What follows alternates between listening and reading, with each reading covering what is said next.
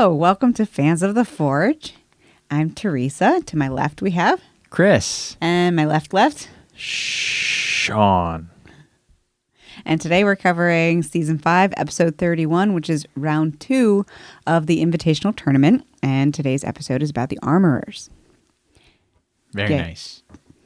So getting right into it, we have Nicholas with 10 years of experience, part-time. He was my underdog. Ryan with 21 years of experience, Chris's underdog. Howard with 35 years of experience, full-time. All of us picked him. AKA the ringer, right there. And then we have Jacob with 7 years of experience, part-time, and he was Sean's underdog. Not Chris's favorite. I'm not going to go into specifics, but I personally did not like Jacob in his appearance on this show. Continuing nothing against him. I don't know himself. Jacob. It was just, he reminded me of someone I don't like. End of discussion. Some damp person. So that being said, everybody is represented here. Yeah. Everybody's got a pick of some kind. So continue. Yep. So we have round 1 where they had to salvage at least 3 pieces of metal from a full suit of armor and combine it with 1095 and 15 and 20 metal to make a layered Damascus blade.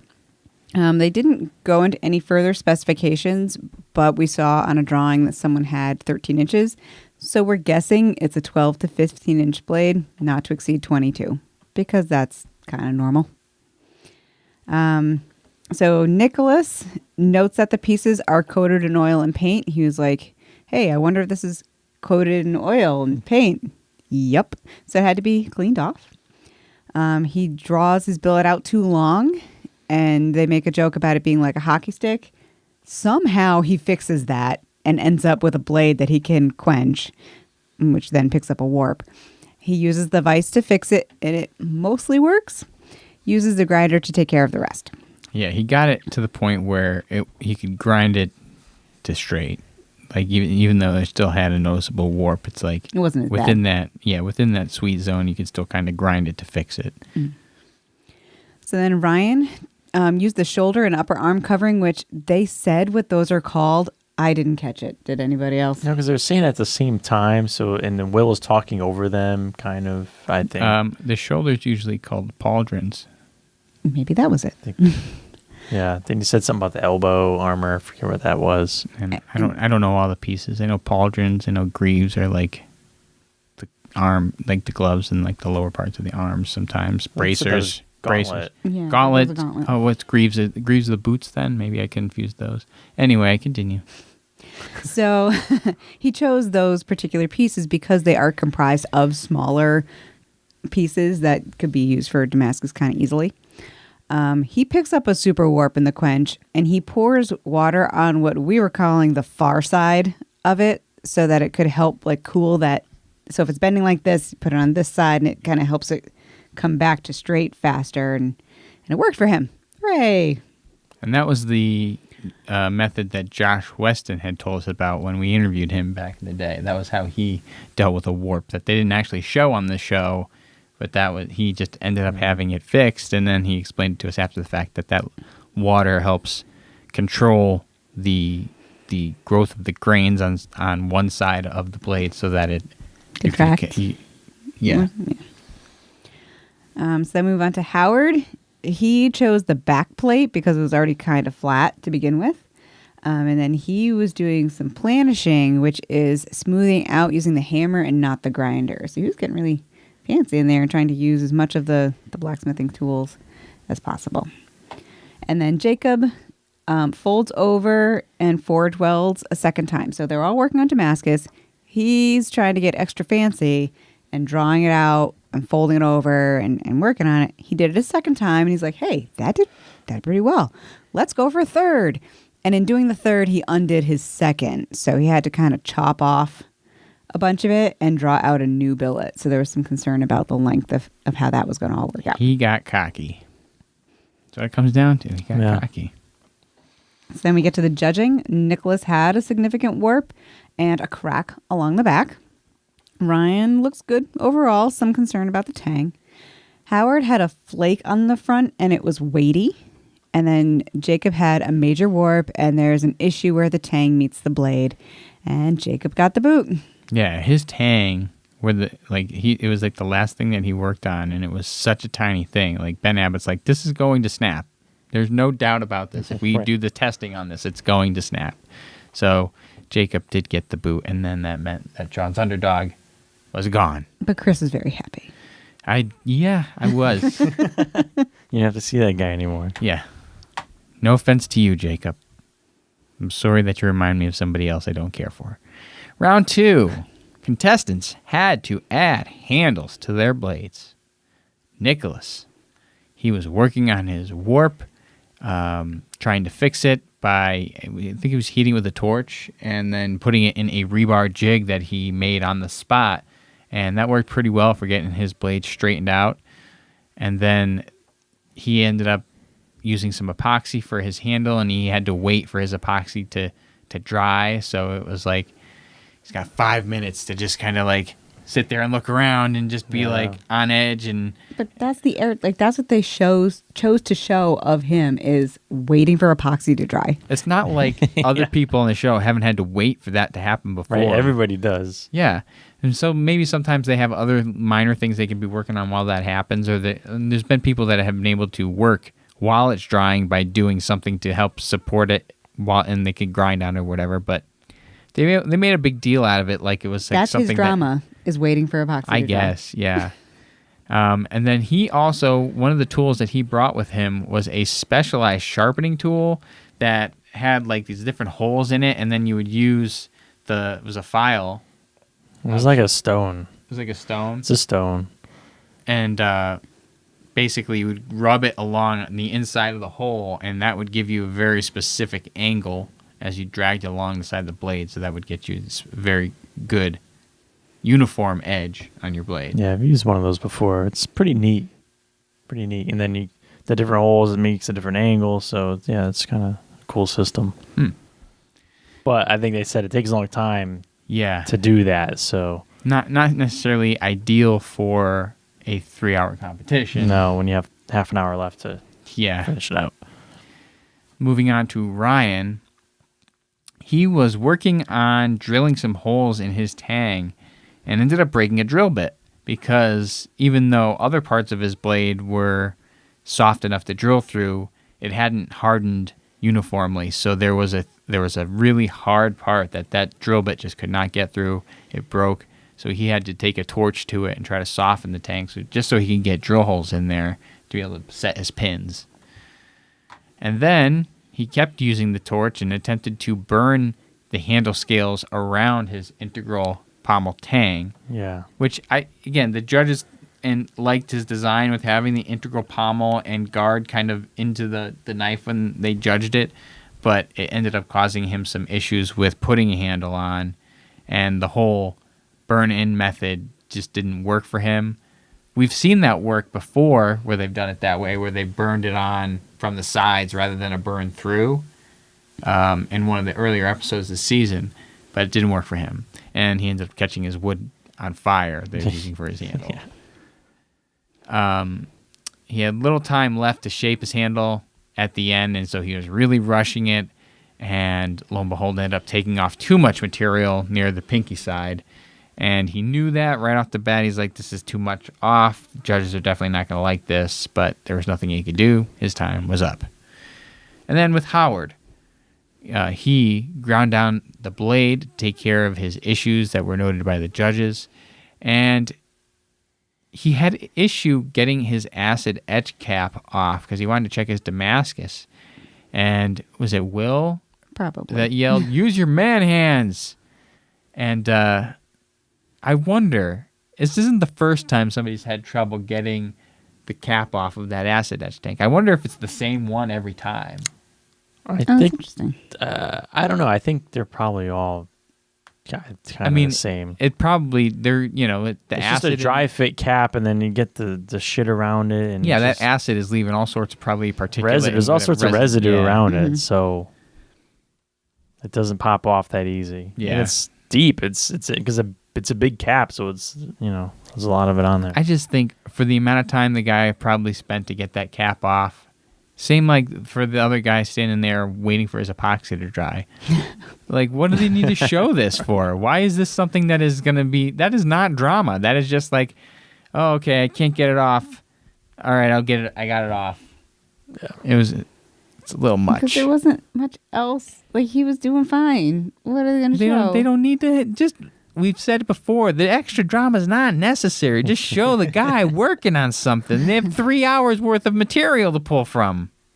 And they choose the minute and a half where he couldn't get the freaking cap off. Whatever.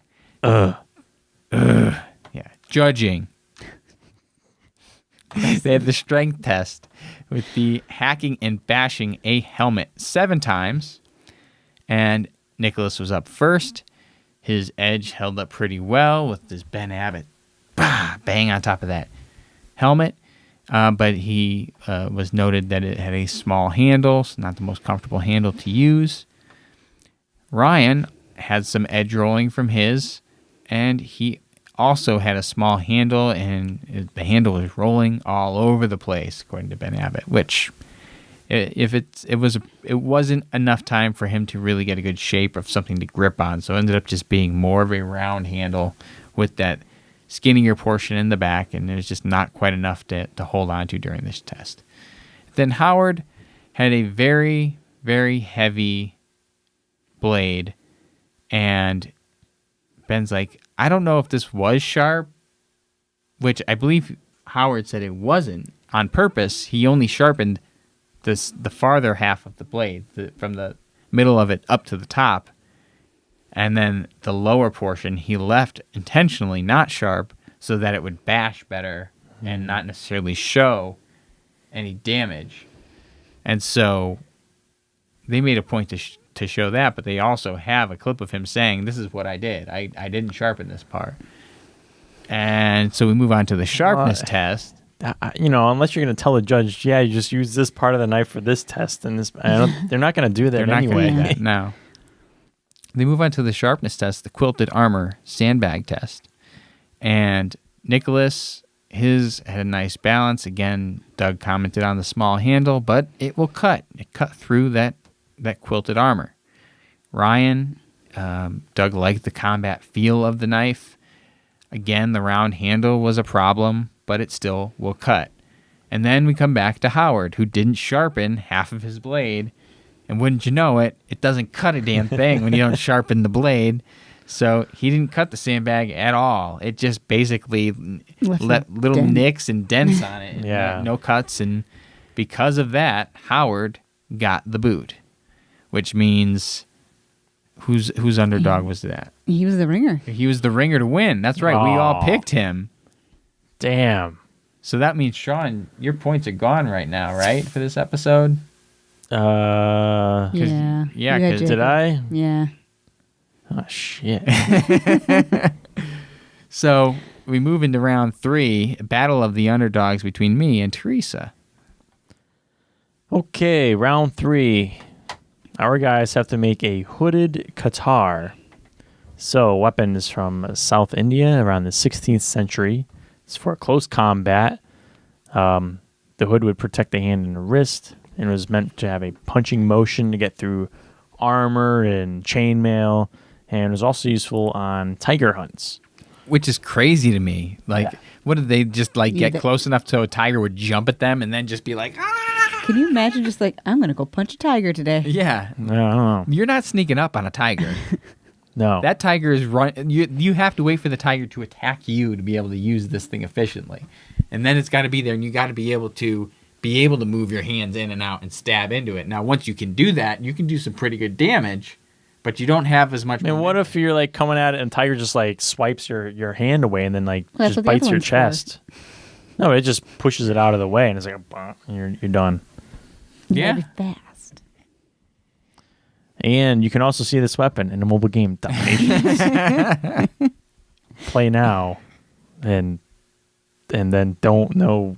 Eventually, maybe get Eventually the you Fortune might- Fire event. Yeah, you might wield a knife on the show. Anyway, the specs on this has to be double-edged with a hooded guard that completely covers the hand. And that was it. That was like very minimal in the way of specs. Yeah, I it mean, was I'm sure there kind was of a more. short weapon. Yeah. You know. So Ryan, day 1, attempts to make his blade and guard from one piece of steel. So he kind of cuts, throws it in there, bends it out. Day 3, he's working on the hood, and he's obviously using his armoring skills and tools to make it really nice.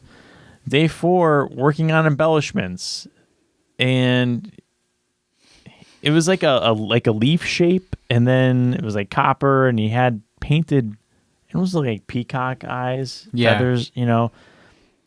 And so then he burns a hole through the end of one while his daughter's coming to ask him if he wants coffee, and he's just like, he just holds the torch there, like literally for like half a second, and it just, and he goes, "Oh no!" And there's a hole burned right through. I'm like, "Damn, dude! Like, just lift the torch away." I mean, oh well. So then he finds a way to fix it. He just covers it with a piece of brass. Yep. All right, move on to Nicholas. Day 1, he's working on a Damascus billet.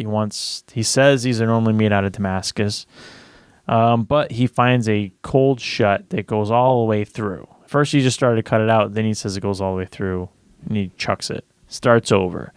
Although he doesn't say he's going to do another Damascus, and I think he just used a single piece when he comes back. He just says it's one piece of whatever.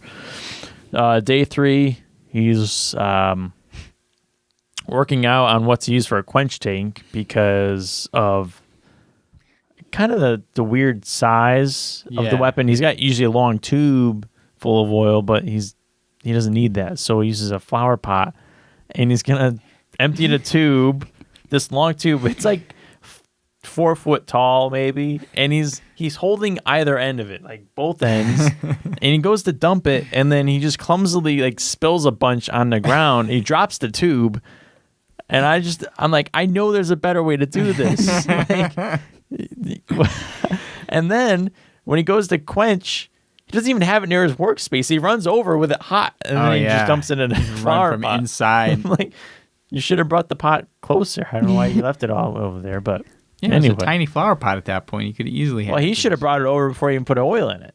Yeah. This guy, I don't know. Come on, Nick. Anyway, day 5 is working on fit finish and embellishments. Although, and then that was pretty cool. He was going to write Forge and Fire in, is it Hindi? Hindi, yeah. And then the contestants form all the other contestants' names on it.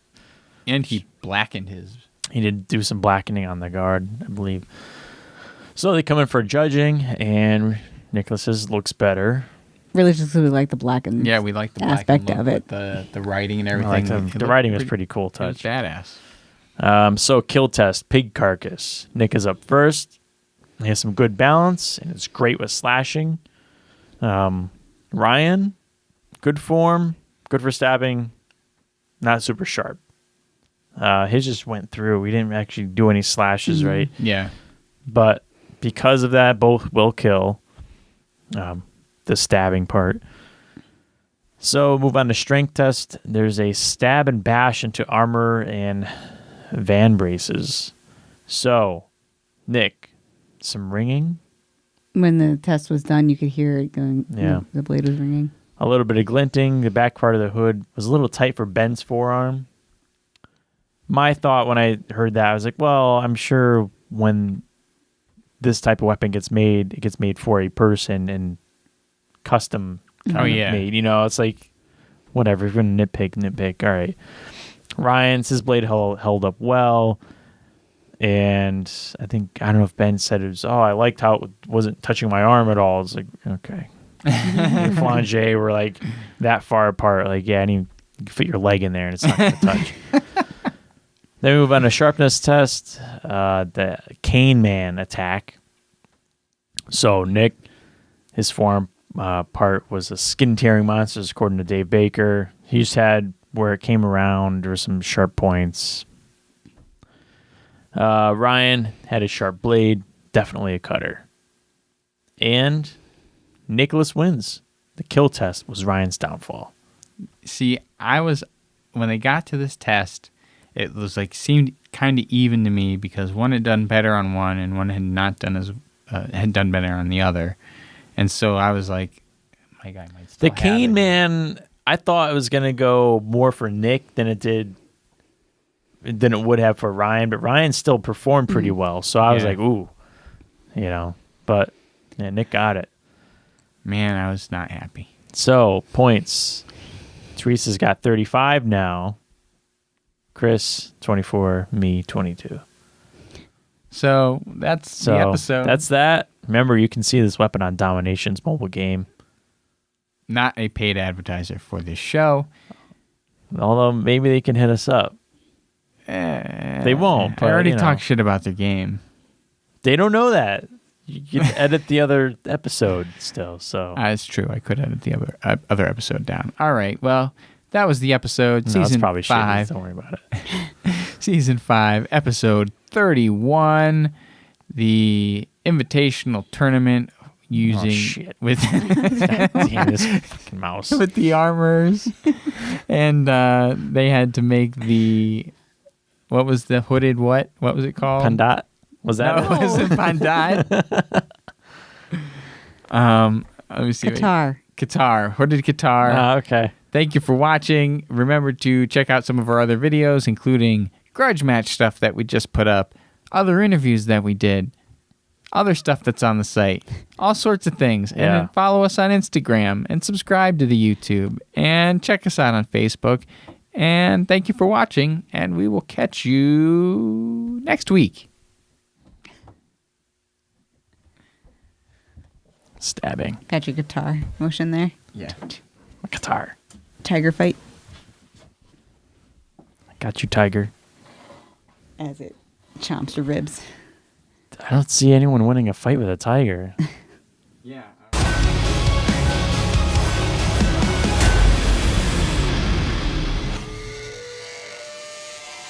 He's wet every time you see him. Every time. He's damp. He is. Damp man.